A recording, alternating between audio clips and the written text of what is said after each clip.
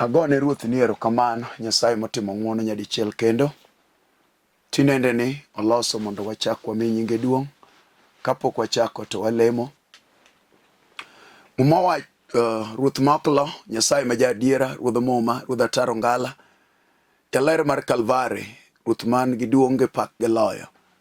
Thuolo ni Nyasaye wase olo chunywa e nyimi, nimi wachni oyud thuolo e chunywa kod ngimawa. Igwedh jaera mar Lolwe TV, kadwa chitimore kawachako Nyasaye nitie chak kodwa nikech in Alpha kod Omega. Piny ruodh gi dwachi mondo timre e nying loch mar Yesu Kristo akwayo. Amen. Wasomo e kitabu mar Jo-Ibrania.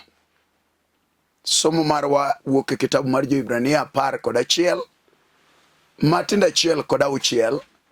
Ae tabiro chaka somo Jo-Rumi 8 matindo 25. Mwacho niya, yie en bedo gadiera e chuny kuom gima wakiyo, kendo en bedo maonge kiawa kuom gik ma okne. Matindo 6 wacho niya, to ng'at ma onge gi yie ok nyal bet malong'o ne Nyasaye, nikech ng'at ma sudo ir Nyasaye nyaka obed gi yie ni Nyasaye nitie, kendo ni en gi mich momiyo jogo madware. Jo-Rumi 8 matindo 25 wacho niya, to kwageno gima ok wane, waritogo gi kinda. To kwageno gima ok wane, waritogo gi kinda. Amen. Wach yie madona wuoye en yie.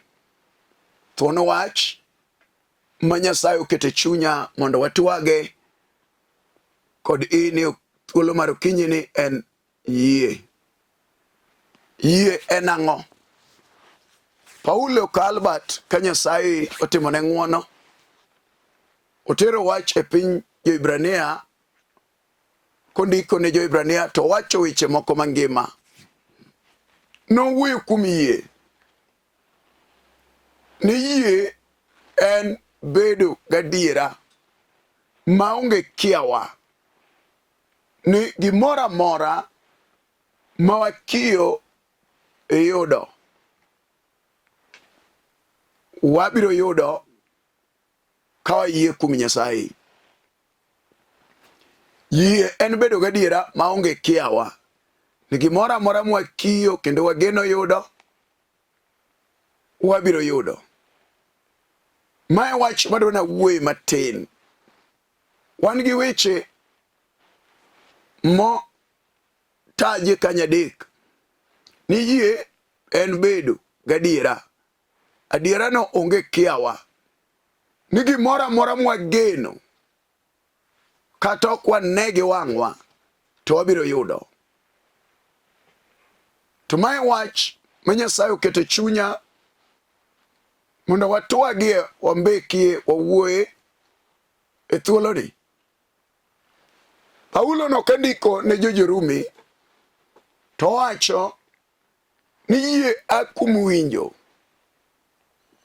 To gima ng'ato winjo en wach Nyasaye. To ni wach Nyasaye loso yie e chuny ng'ato.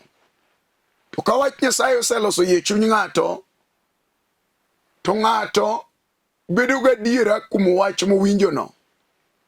Eno ng'ato gero yie mar kawo kata yudo gimowinjo.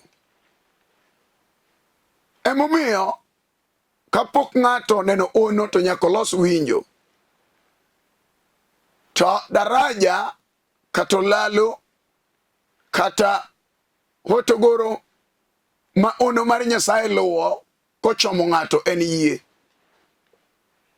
Koro yie en bedo gadiera maonge kiawa ni gimora mora mwageno kata ok wanene kawuono to wabiro yude. Adwana los yie chunyi tinende.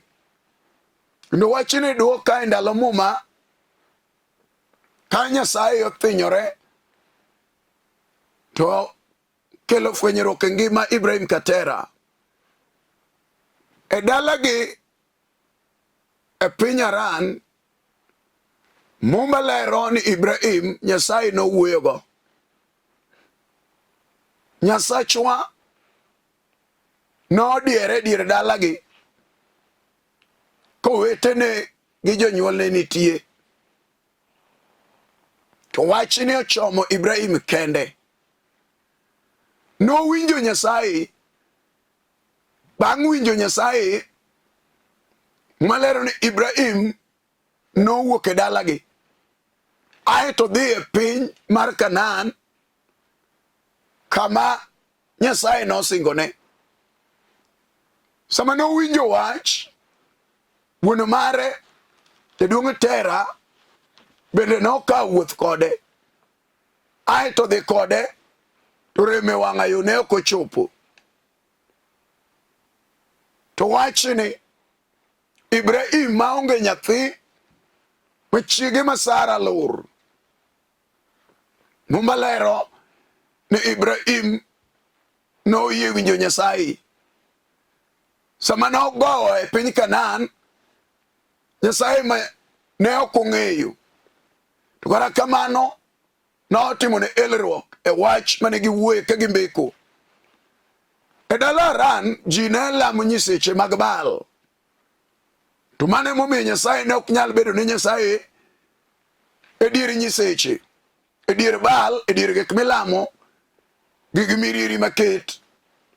Mae momiyo Nyasaye ogole oko piny otere piny Kanaan kar singruok. Sama ne en kanyo, Nyasaye no time wuon yie. Kendo adiera waparo gigo madongo manotimore e ngima Ibrahim kokalo kuom yie. Ibrahim katera yie omiye nyathi iluongo Isaka ka en jahigni 100, chiege jahigni 90. Wachno gima lich miwuoro ni yie okia gimochung' kamoro. Yie okia gima tek. Yie okia gimolorore. Yie dwaro ng'ama loso winjo. Aeto bedo gi geno ma kata ok one gimiwuoye to en gadiera maonge kiawa. Ni ka Nyasaye mowacho, Nyasaye no jadiera biro timo. Nyasaye maloso yie chuny ng'ato kokalo kuom wachne osemiya yudo thuolo mondo awuo kodi manok. Wach ma samoro ikale, wach ma samoro gore gi ngimani, wach ma samoro chung' e nyimi, wach ma samoro ma ikwe, wach ma samoro kelo lweny, wach ma samoro thiano, wach ma samoro ng'ong'oni, wach ma samoro sekelo pek ke chandruok, wach mosekelo achiedh nade e ngimani. To Nyasaye ma jang'wono ma jaler ka Ibrahim nowinje to luwo bang' wach. Wang' Nyasaye otimo ne ono, obedo raparo, ndike ji some, kendo dhano winjo kuom Ibrahim katera iluongo wuon yie. Hallelujah. Ng'ato nyalo kawo gimoro amora. Ng'ato nyalo yudo gimoro amora. Ng'ato nyalo loyo lweny moro amora. Ng'ato nyalo kalo kamoro amora. To gima duong' en ni yie ma wuoye oyudo thuolo e chuny ng'ato. Paulo wacho niya, yie en bedo gadiera. Bedo gadiera. Wakwongo aloso adiera e chunyi. Mumalero ni we dhano gi ji te obed jomiriambo, to Nyasaye obed jadiera. Yesu chieng' moro nyiso Pilato ni kata ing'ado bura to onge mana wach ni ing'e adiera. Adiera ema miyo adier ji bedo gi baga. Ni be en adier ni Nyasaye nowacho. Mana jachien odonjo e puodho mar Eden. ogula diera manyo hawa gada uyigo kum Nyasaye nibe ena diera ni Nyasaye no wacho adiera no ka ng'ato nigo adiera no biro kelo yie. Paulo wacho ni ka ng'ato ting'o yie kokumba tene karakani tire aserini mag lweny mag jasigu to ng'ato osebedo gi yie kokumba ogeng'ore gi kuot mar yie to onge gir lweny manolosi manyalo imnyo ngima ng'atno, onge gir lweny manolosi manyalo loyo ng'atno. Miyo ng'ato nego bed gi yie, to yie en kuot ne joma winjo wach maliw ni ng'ato nyalo kalo wach moro amora magore gi ngimane korwako yie mar Yesu Kristo ma wayalo tinendeni. Yie en bedo gadiera e gimoro amora ma ng'ato dwaro, ma ng'ato geno, ma ng'ato oane piny ni mae gima anadwaro.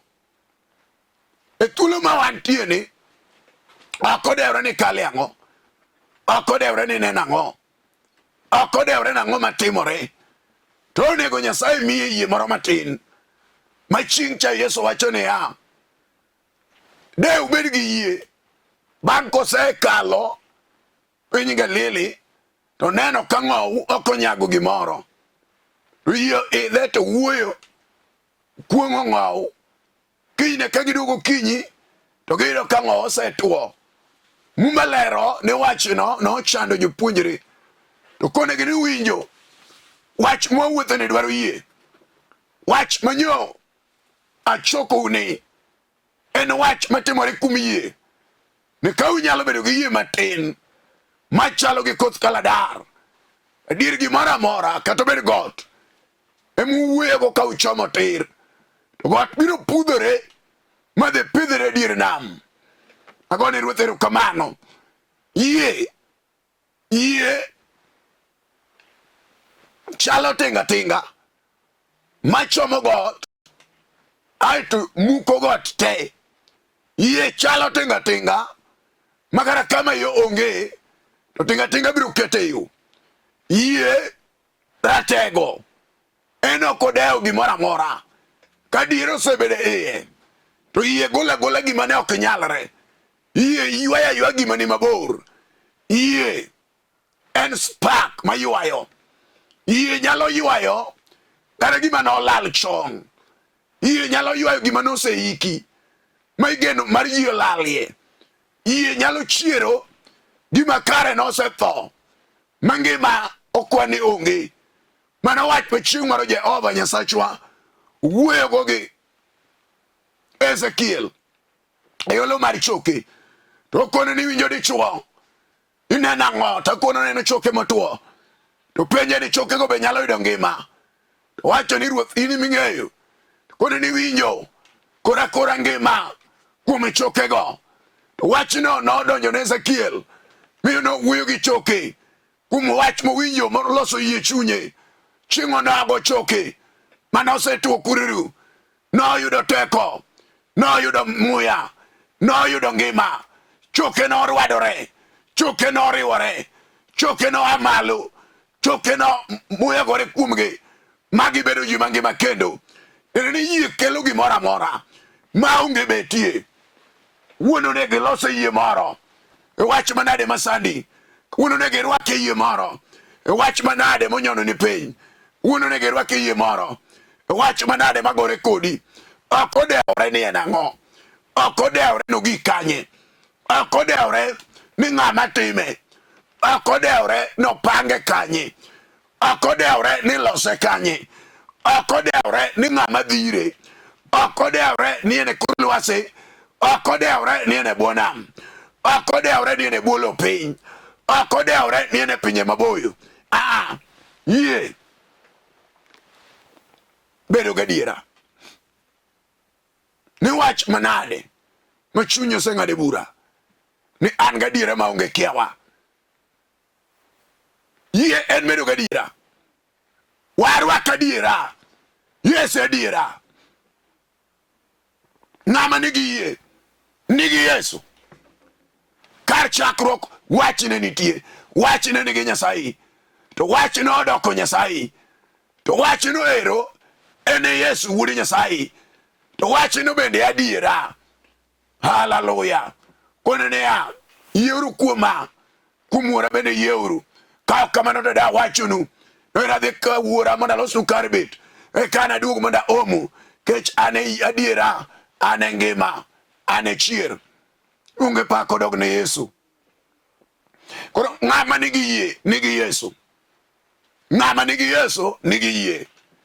Mane ng'ama nyalo kaw gimoro kona dir gimoro amora mokwa nyinga kaw yie to an Jehova Nyasaye natim, wuora notim nu gimoro amora ma ukwa nyinga, an natim ka ukwa kumie maonge kiawa. One Ruoth erokamano. Yie mawuoye osemiyo mon mang'eny mayande lur maonge nyithindo machalo Ana achiel Kana. Yie mawuoye ma Nyasaye oketelewa omiyo dhako machalo chi Manoa, dhako maluro yudo nyathi. Yie mawuoye omiyo Elizabeth, dhako manoyie kum Yesu, gi chuore Zakaria oyudo nyathi ochak Johana Jabatiso. Yie mawuoye nomiyo joma nose nindo ke tucho keto piny magodekre no ochako chungo kendo. Yie mawuoye no nomiyo joma wengegi ok nen wengegi no yawre. Wawuoye kodi kum yie. Gima timi dwaro yie, gima oniang' ni dwaro yie, gima kedo kodi dwaro yie, gima chamo ringri no dwaro yie, gima chamo dala dwaro yie, gima chamo fedha gi dhahabu mar ng'ato ma ng'ato tiyo dwaro yie monyono piny, gima chamo geno mar ng'ato dwaro yie, gima chamo nyithinde dala higa ka higa ng'ato iko dwaro yie monyono piny, mabiro goyo pinyruoth matiyo, mabiro lero gi joma lero kodi, mabiro tamo jomotami. Were rwako yie kum Jehova Nyasaye maratego mar loyo, Nyasaye mar kedo mar ndeti, Nyasaye manomiyo gik maonge betie. Yie machieng' mar achiel Elisha janabi osekawo labola kum Elija ma janabi, to wang'o chomo go Jordan. Ene pok otimo ono karachiel, to nen gadiera gi Nyasaye gi yie manoyudo kane Elija yalo sama nodong' gabola nochomo Jordan ter, miyo nochwado Jordan gi law koni ere Nyasach Elija. Odwa neno Nyasaye maduong' no dhi kochomo Jordan ka kodewo ni jomoko noseseme chien ma Yahud janabi owe ukoni wirach jalne kaw dhiyoga, to ne en gi yie maduong' omiyo nodong' gi gima lich miwuoro wir manyadiriyo mar Elija wang'o chomo go Jordan ter. Jordan owe mol ma Elisha okalo yo motwo. Agone Ruoth erokamano mi Elisha notimo oni madongo. Wera ne en gi yie kum Nyasach Elija. Kara sama wuoyo kodi ni wach ma Ruoth oketelewa biro timo ono ne ng'ato. Kat bede dhako ma jochiende nochamo iye top, ma jochiende gogolo mifuko mar nyuol. Wawuoyo kodi sani Nyasaye nitie machwecho kalo kum wachne pod en gi teko, kalo kum yie miwinjo nyalo neno ka gima onge betie. Kat bede mana kansa machamo ng'ato, Nyasaye manigi teko nigi chang. Kat bede tuo makudo ji mar ovimbe momako ich mag fibroid madongo, wach milero nigi teko nyalo tieko gino te ma gino leny malal nono. Kat bede gimo dake ichogo iye machamo ng'ato ling' motame kwe otame ber. Wach mawuoye tinendeni ni ka ng'ato rwaka yie gadiera maonge kiawa ni ka Jehova ine miwuoyo, Nyasaye ka ine miwacho, to an aseyie gi sani, akaw yie gi sani, yie biro kelo ni chang. Kat bede dhako ma nochiende orwako kisoni kuome, onego nyithindo kogamo nyithindo tho e bembene, kogamo nyithindo tho bang' dweche manok. Chinde ok dwa nodhodhi mondo en mobed gi kare, chino niang' ne onyono ne piny, choke manodhi e lel ka ok oneno nyithindo, chunje mane ok odongo ji manodagi dongo gi ber oane pidho chwado betgi. To mae wach mayalo gokinyi ka Nyasaye ma janyalo mar kedo nyalo rwako yie chuny ng'ato. Adiera Nyasaye nitie ne joma rwako yie. Weramo mawacho niya onge ng'ama nyalo moro Jehova ng'at ma onge yie ok nyal bedo malong'o ne Nyasach Israel. Ng'ama onge gi yie ok nyal moro Jehova.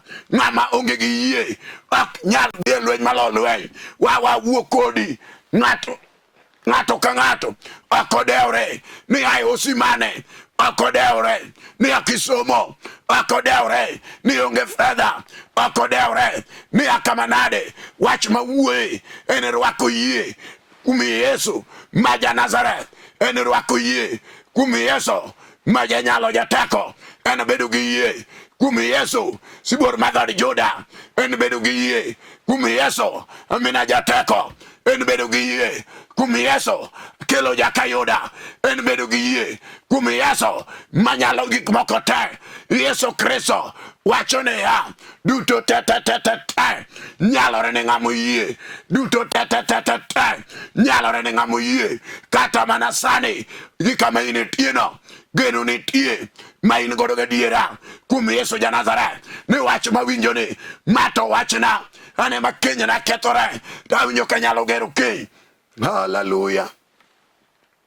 Kata dichuo madho kong'o, mwandu rume kong'o, kwe onge dier ot, leny romi dier odi. Wach mawuoye kodi gokinyi nyalo rwako yie chunyi kone ka chuo sewar matinde be giyalo kendo gitimo neno. Mara bende nyalo waro migole kol mag jela, mag kuong, mag degi, mag kong'o, mag siko, mag chien, mag rangeye, mag ura, mag kethruok. Awuoyo kodi sani kuom yie. Ok odewre ni ne nang'o kata bede nyako ma jochiende nogolo ng'wono kod kwe mar keny, mar nyota, mar dongo mari. Wach mawuoye kodi tinende nigi teko, nigi loch. Ka chunyi oyawre adiera kona winjo wach miwuoye, arwako yie mondo an be ayude keny inyalo luongo go nyinga. Arwako yie mondo ayude nyithindo. Yie mawuoye no jolweny nomiyo jo ote notimo one madongo. Wero nigi yie kuom wach Nyasaye, nigi yie kuom injili mar nengo, nigi yie kuom singruok maler magi wuothi adiera mar lew mar injili mar kedo. Wach mawuoye no ero nomiyo rong'onde wa malo kagidiro lodhe kagiya malo kapuonji tiendegi yudo teko, kagiyudo resruok gigony kuom wach manade. Yie mawuoye no ero nomiyo Petro ka Jona nodonjo chieng' moro achiel e kalu rangach malong'o. Nochomo jalcha manosebedo puth anyuolne.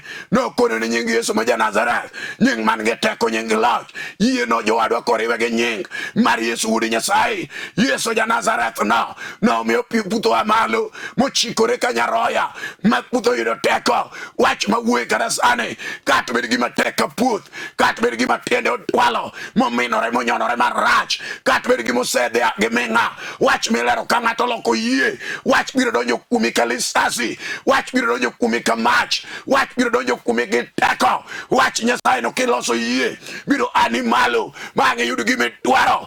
Atwa ka twa ma jasigo oseniang'e kodi kirwaka yie nadiera yie kuom Yesu ni Nyasaye ne manyalo. Nyasaye manogolo Israel e piny Misri gi bat Moria. Musa no wuoyo kode aeto nyiso Musa ne dhi kone Farao mondo we joga. Chieng' onogo Musa wuod Amram nonyono piny ka yie idhe ochomo oganda mag jo Misri. Nodado Israel e jela mar twech mar piny Farao mar piny Misri. Nyasaye no nomiyo nam makwar kuom yie nowe wang'a yo. Nyasaye no notimo gik madongo, noyawo polo ma mana odonjo. Agone Ruoth erokamano mane Nyasaye maratego mawuoyo kuome, Nyasaye Jakobo manodhigo Jakobo ka Laban. Jakobo gi lwete nono noyako mwandu e dala joka Jakobo. Yie nyalo yako ne ng'ato mwandu ka ng'ato loso yie moro manyadundo moromo kuom chunye, kuom gik manade mosetimorene. Ka pi wang'e lokore osebedo chiembe konoromo kawuono adwaro ywaro ko yie mondo akawie giga nyadichiel. Nyasaye manyalo gik moko duto biro goli pidho yoge, biro kelo dwoko kata idong ka piny ochami idong idiedo idong nyamasi ng'ama dewi onge. Rwaka yie kuom wuon loyo, wuon nyalo, wuon liude, wuon gode, wuon ratego, wuon yogne. Nyasaye marambi mar loyo, Nyasaye mapokolo jatend lweny, Nyasaye mabado timo chuma keloso yie. Ibiro nene ok ang'eyo ni kale ang'o, Okang'eyo ni ne nang'o. Okang'eyo nang'o magore kodi. Iwinjo wach mawuoyene. Nochwe nyaka wenge ji. Mane oselokore muofne. Yie mawuoyo kuome ni. Nomiyo nyaka luche. Nodhodho nyithindo. Yie mawuoyo kuome ni. Nomiyo joma oseninde liel. Moninde bao midwaro iko. Nochung' kochako wuotho kendo. Yie mawuoyo ni jowadwa. Wang'o miyo mise mar jelo yiengni ka Paulo gi Sila jopake yie mawuoyo ni jowadwa nomiyo chieng' moro achiel jelo yawre ne Petro ka Jona. Yie mawuoyo ni jowadwa en yie man gi lwete. Yie no nigi lwete gi momako. Obiro kelo kata tek kata yot. Yie mawuoyo no nigi tiende kata kama boro biro dhi mokel. Yie mawuoyo no jowadwa nigi spark mabiro ywayo gima nade manyomo kuma bor. Yie mawuoyo no kadiera ni iye makiawa onge kata gik ma okine kata nyokindie dala machamo ji maber onge. Idonje gi yie gi warwa. Ibiro neno ka jochiende nyaka jugi magala gala menyo chamo dala ringo yie mawuoyo no kelo warwa ne ng'ama nade ma warwa onge. Njele kiyalo jowadwa. Njele loso ne ng'ato bura. Bang' bura no kelo yie e chuny ng'ato ka ng'ato fwenyo ni Yesu Kristo en Wuod Nyasaye. Yesu no chier ka kum joma tho. Yesu no nigi teko nigi loch. Ka ng'ato yudo warruok yie go gi ng'ato warruok kata bed ng'ama nade ma jachino dagie gige samoro wako yie biro kelo ne warruok. Yie biro kelo ne ngima. Yie biro kelo ne gony gi teko kata bed ng'ama otwe.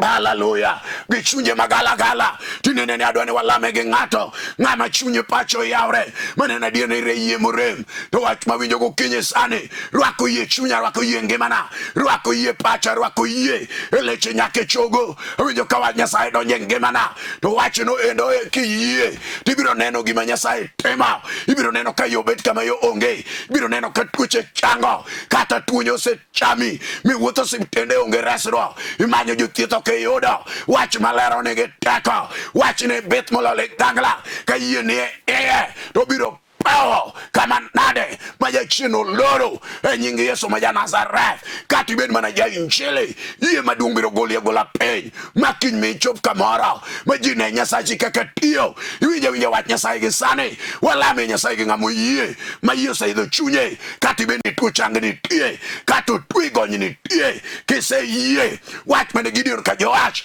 ogore go ganda mag jo lweny mag jo Midian sama yie no idhe wach mo Samson kama Noah ng'ata chiel kende nogo jo Filistia we kum yie jo lweny momiyo Jephthah nodhi ogo jo Aram ng'ata chiel kende alerango jo lweny yie momiyo Daudi ka jeshi nonindo go Goliath e lo ya yie ere manyalo idho dhakare chuo moro maneno ka wechogi kode nam wachogi kode kamogik ting to wach mawuoye yie wuon fedha inyalo ng'iewo go gimoro yie wuon mwandu nyalo kelo ni geno yie wuon ono kata gik moko onge tiserwako yie walam kodi Nyasaye go chunge piny kata rie badie TV nying Yesu mondo duong' kawalamo.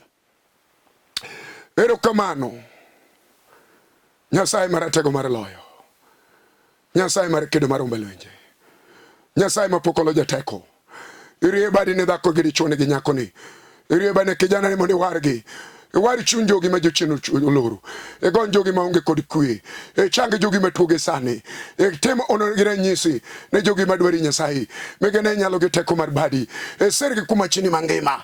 Agoni ni erokamano jadolo. Lochne gi kuma chini maduong'. Asaye tingo yie mar ono gi ranyisi. Yie ma chungo puth, yie ma golo ng'ato. Yie ma kecho ng'ato ma ok nyal. Yie ma kelo geno ne joma geno gi olal. Yie ma chango nyaka tuoche. Yie ma michuo nyithindo ne loche. Agoni ni erokamano. Chiwo nikech yie esto e workshop e supermarket ming'iewo go gik moko agoni ni erokamano kuom setimo maber akelo gik ma onge ouma koro umlak jonyiero ogolo jogi kum yie temnegi maber e nying Yesu Kristo akwayo amen. An ma wuoyo kodi an Pastor ALFRED ODOYO awuodi nyakach kamoro ni Kandaria. Yesu Kristo ma Nazareth otimana ng'wone piny Kibera kamoro ni Karanja kanye mantie buo kanisa mar God's Divine Word Ministries kanye mwayale wach Nyasaye ka in gi dwaro in gi kwayo in gi wach monego lalre in tubede thuolo igochna e namba mara 0723 396805 0723 396805 kata namba mar Airtel en 0101 39 68 05. Mage nembni minyalo yudago. Nyasaye mondo gwedh nau, Nyasaye mondo ting'u malo, Nyasaye mondo lochnu, Nyasaye mondo siru kuom wechene mangima, kendo Nyasaye kotimo ng'wono waradi kendo chieng' tich ang'wen kuom ng'wono gi loch gi nyalo gi tekone. Newera gini en marwa mar Jaluo. Shalom. Be blessed. Limoya wenora abani limoya olimoya wenora ya ponje limoya